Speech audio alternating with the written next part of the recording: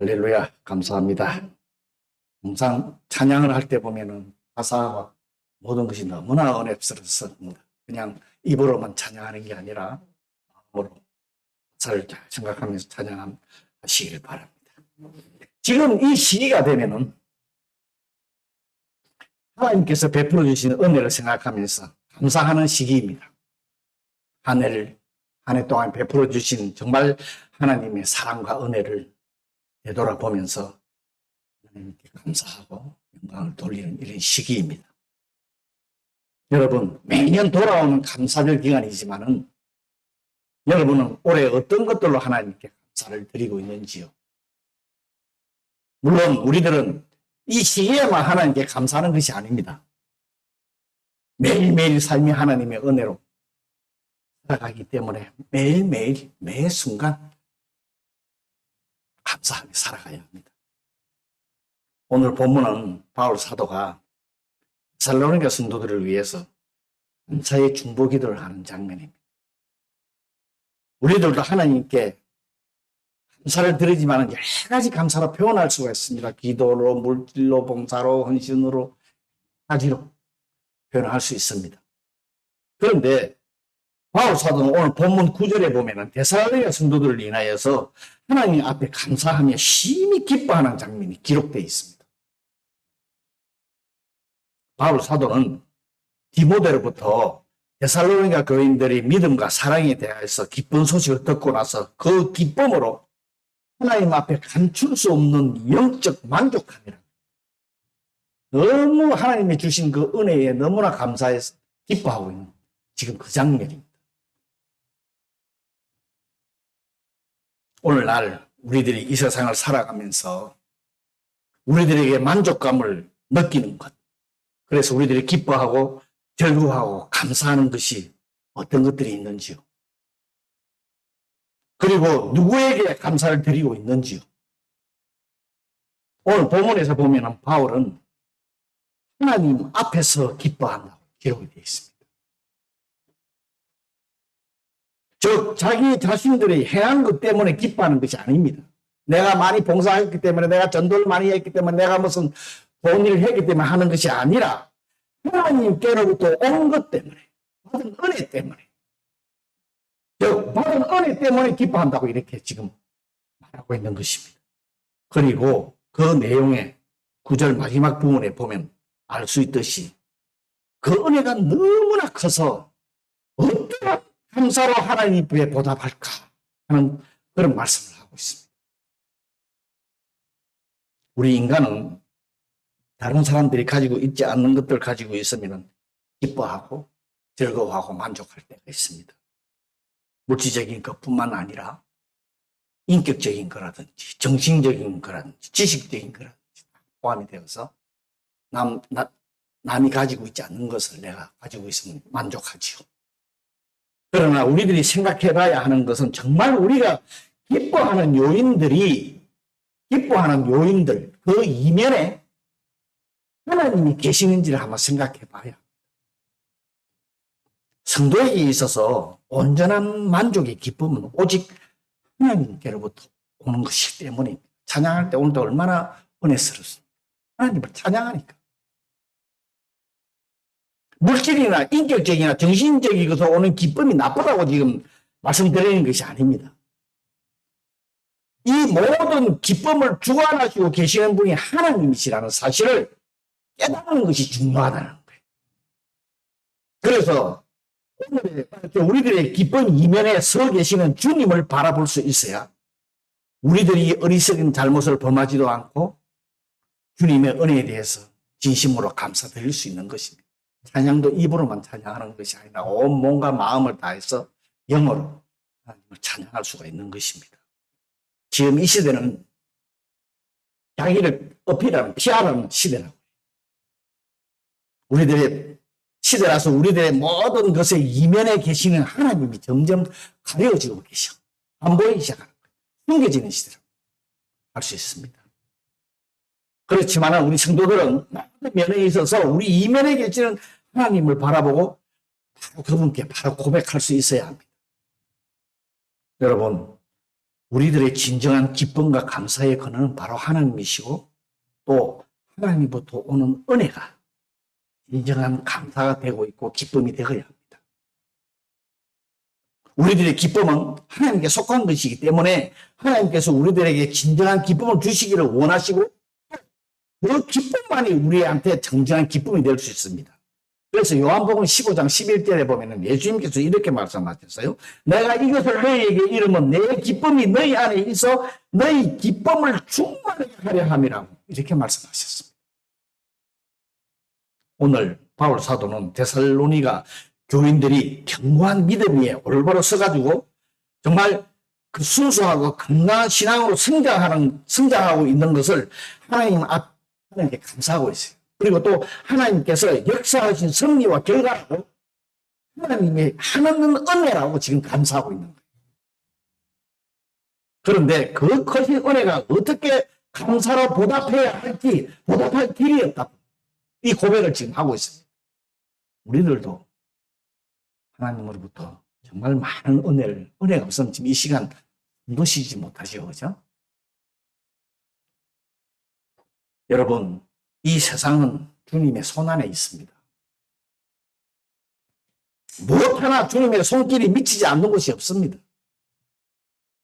만일 하나님께서 허락하지 않으신다면 이 세상은 일정한 법칙으로 돌아가지 않습니다. 여러분, 성도들의 영적인 면도 마찬가지예요. 뿌려진 복음의 씨앗이 그 열매를 맺기까지도 그렇고 또 성도가 믿음 위에 굳게 서서 흔들림 없이 성장시키시는 분도 바로 하나님이세요. 우리를 모든 것을 일투적으로 우리를 성장시키는 분, 우리 교회를 인도하시는 하나님이세요. 그러므로 성도가 자랑할 수 있는 것은 오직 하나님 한 분밖에 없는 거예요.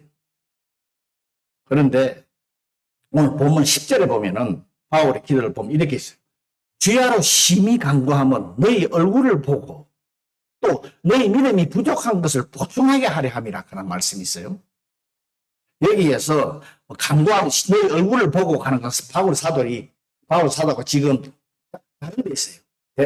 고린도 지역에 있는데 다시 한 번 더 가서 데살로니가 성도들을 만나서 얼굴을 대면을 하면서 또 서로 은혜를 나누었으면 하는 그 얘기고, 그 다음에 또 하나가는 너희 믿음이 부족한 것을 보충하게 하려 함이라고 말하는 것은 데살로니가 성도들이 믿음이 부족하는 뜻이 아닙니다.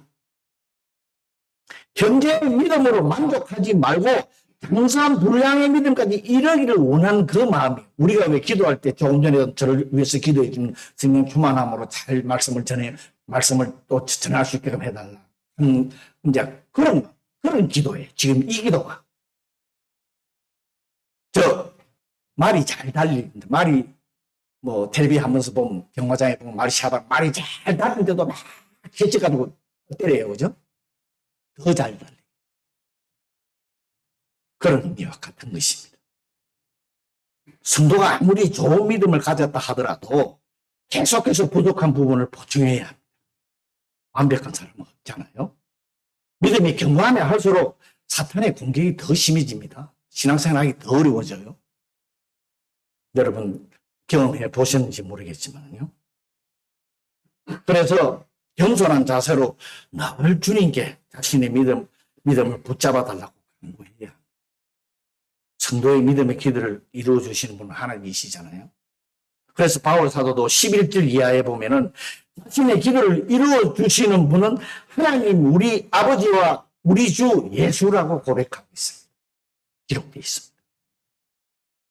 누가 새벽 기도를 많이 하고 철야 기도도 많이 하고 금식 기도도 많이 한다고 해서 기도의 응답을 받는 것은 아닙니다. 물론 우리들이 기도를 많이 하면 할수록 우리의 영혼이 강건해지는 건 당연합니다. 또 하나님께서 당신에게 구하라고 말씀하셨어요. 그러면 응답하시겠다고도 말씀하셨습니다. 그러나 우리의 기도가 하나님의 뜻을 바꾸는 것은 아닙니다. 그분의 뜻을 알고 그분의 뜻에 순종하라는 게 기도예요. 우리가 하는 기도입니다. 순종하는 것. 그래서 어떤 분이 기도는 하나님을 바꾸는 것이 아니라 기도하는 자를 바꾼다 하는 이런 얘기도 했죠. 나를 바꾼다. 그러므로 우리는 하나님의 뜻을 알고 그분의 뜻을 받아들일 수 있는 믿음을 가지도록 기도해야 합니다. 데살로니가 성도들은 우리 교회와 같이 성도 간의 사랑이 뜨거웠던 것 같습니다. 우리 교회도 지금 너무 뜨거워서 뒤일 정도인데, 성도 간의 사랑이 뜨겁다는 것은 먼저 하나님으로부터 사랑받은 그런 하나님의 사랑을 받은 사람들이라는 거예요.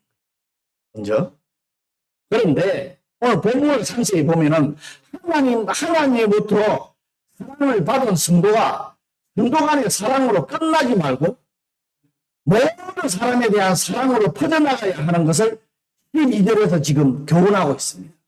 오늘 12절 말씀을 제가 한 번 더 읽도록 하겠습니다. 또 주께서 우리가 너희를 사랑한 것 같이 너희도 피차간에 모든 사람에게 대한 사랑이 더욱 많아 넘치게 하사. 이런 말씀을 지금 예수님께서 십자가에서 희생하시면서 우리를 사랑하신 사랑은 우리끼리 말고 우리끼리만 사랑을 끝나면 안 됩니다. 그러기 위해서는 더욱 많아 넘치는 사랑이라고 지금 기록되어 있는데 이것이 필요하다는 거예요. 사랑이 더 넘쳐야 된다는 거예요.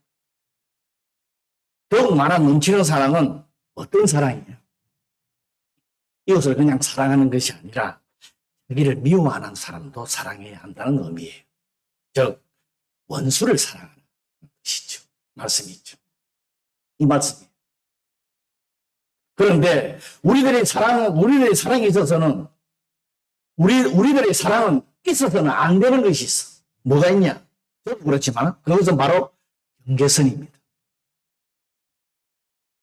누구는 사랑하고 누구는 사랑하지 못하고 누구는 미워하는 경계선이 있어요. 우리 모두한테.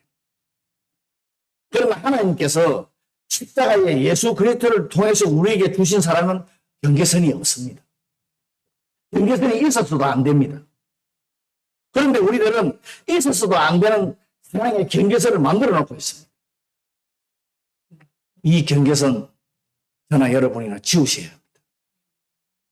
그런데 이 경계선을 잘 지워지는 지우개로 지우면 안 지워집니다. 그러면 어느새 지워졌던 경계선이 다시 생겨납니다. 즉 자신의 의지로 경계선을 지우려고 하면 지워지지 않는다는 거예요. 우리가 어느 날 예수 그리스도의 거룩한 보혈로서 사랑의 경계선을 깨끗하게 지웠다고 생각을 하는데도 또 어느 때가 보면 다시 우리 안에 경계선이 견고하게 서 있을 때가 있지 않습니까? 예수 그리스도의 보혈로 지워도 이 경계선이 지워져요. 그런데 우리의 의지로 어떻게 이 경계선을 지울 수 있을까요? 이 사랑의 경계선은 우리가 저 천국 갈 때까지 주님의 보혈로 지우고 또 생기면 지우고 또 생기면 지워야 하는 숙제입니다. 그런데 우리가 왜 이 숙제를 계속해야 하는가 하면 오늘 보면 13절에 보면은 바울 사도의 기도에 예수님이 재림하실 때에 우리가 하나님 앞에서 거룩함에 흠이 없기 위해서라고 이렇게 말씀하고 있습니다. 그런데요, 오늘 본문 13절을 말씀 그대로 해석을 하면은 우리들이 이 세상에 살면서 종말의 때만을 대비해서 해달라 살아가라 기도하는 내용처럼 보입니다. 그런데 그런 내용이 아닙니다. 성경에서 말씀하는 종말로 우리 종말을 소망을 하면서 예수님 재림을 소망하면서 살아가는데 그리스도의 재림을 확신하고 소망하면서 현재의 삶에 충실해야 한다는 것을 그런 뜻이 있습니다. 이 세상 나의 삶에 지금 살아가는 내 한순간 한순간의 삶에 즉 언제 종말이 온다고 거짓 선지자가 말하니까 온 재산을 다 팔고 막 가정도 가족 다 버리고 난리를 치는 그런 삶이 아니라는 우리는 그런 삶을 살면 안 되는 거예요. 평소에 작은 종말의 삶에 대한 준비하고 대비하는 삶을 살아가야 돼요. 따라서 성도는 먼저 지금 현재의 이 세상의 삶에 충실해야 합니다. 그것이 종말의 삶을 대비하는 삶이에요. 우선 주님께서 명령하신 복음을 전파하는 데 최선을 다해야 하고요. 또 자신의 신앙적으로 성숙한 삶을, 거룩한 삶을 살아가기 위해서 주님과의 깊은 교제를 가지면서 이웃들에게 그리스도의 사랑을 베푸는 이 삶을 살아가야 합니다. 이것이 나중에 종말에 대비하는 삶이에요. 주님의 재림을 준비하는 성도의 삶이란 미래의 환상이나 종말의 시기에 초점을 두고 현재의 삶을 방관하는 삶이 아닙니다. 그건 잘못된 신앙관입니다.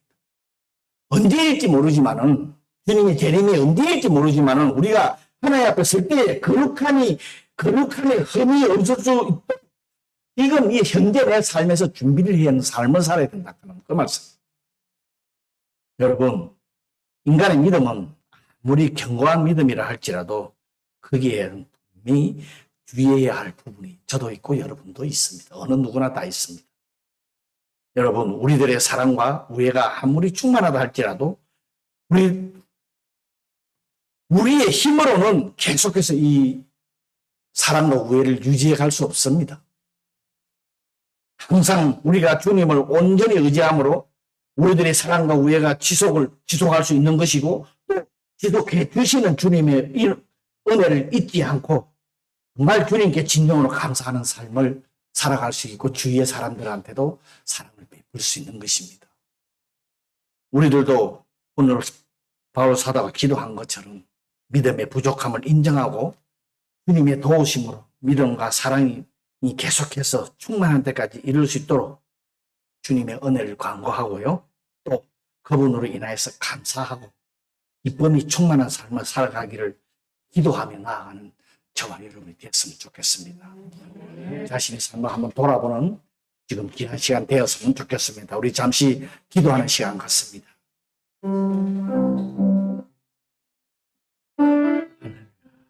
주님께 감사합니다. 귀한 시간 주시고 하나님 말씀을 통해서 은혜 주시는 주님을 감사합니다.